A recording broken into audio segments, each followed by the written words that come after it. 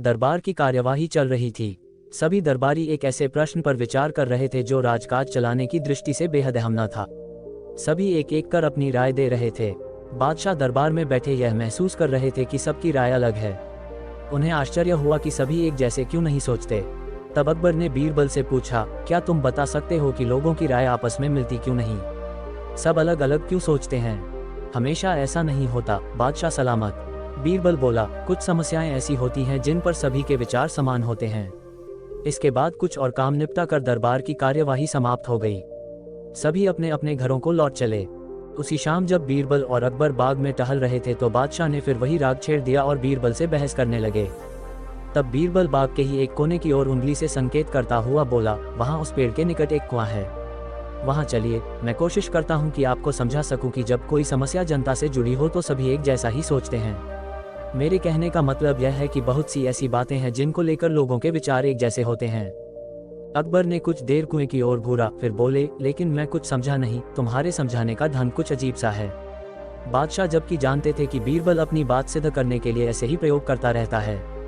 सब समझ जाएंगे हुजूर। बीरबल बोला, आप शाही फरमान जारी कराएं कि नगर के हर घर से एक लोटा दूध लाकर बाग में स्थित इस कुएं में डाला जाए।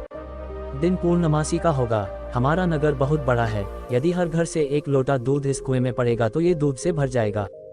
बीरबल की यह बात सुन अकबर ठहाका लगाकर हंस पड़े। फिर भी उन्होंने बीरबल के कहेनुसार फरमान जारी कर दिया। शहर भर में मुनादी करवा दी गई कि आने वाली पूर्णमासी के दिन हर घर से एक लोटा दूध लाकर शाही बाग के कुएं में डाला जाए। जो ऐसा नहीं करेगा उसे सजा मिलेगी। पूर्णमासी के दिन बाग के बाहर लोगों की कतार लग गई। इस बात का विशेष ध्यान रखा जा रहा था कि हर घर से कोई न कोई वहां जरूर आए। सभी के हाथों में भरे हुए बर्तन दिखाई दे रहे थे। बादशाह अकबर और बीरबल दूर बैठे ये सब देख रहे थे और एक दूसरे को देख मुस्करा रहे थे।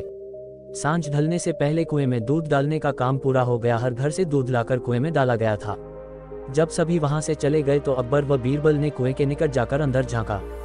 कुआं मुंडेर तक भरा हुआ था, लेकिन ये देख अकबर को बेहद हैरानी हुई कि कुएं में दूध नहीं, पानी भरा हुआ था। दूध का तो कहीं नामो निशान तक न था।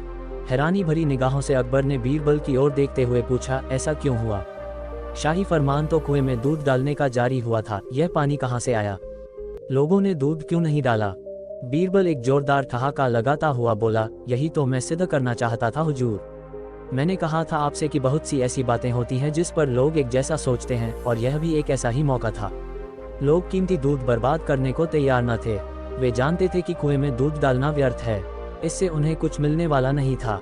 इसलिए ये सोचकर कि किसी को क्या पता चलेगा, सभी पानी से भरे बर्तन ले आए और कुएं में उड़ेल दिए। नतीजा दूध के बजाय पानी से भर गया कुआं। बीरबल की यह चतुराई देख अकबर ने उसकी पीठ थपथपाई। बीरबल ने सिद्ध कर दिखाया था कि कभी कभी लोग एक जैसा भी सोचते हैं। अकबर बीरबल के ऐसे ही मजेदार किस्से और कहानियां सुनने के लिए हमारे YouTube चैनल को जरूर सब्सक्राइब करें। धन्यवाद।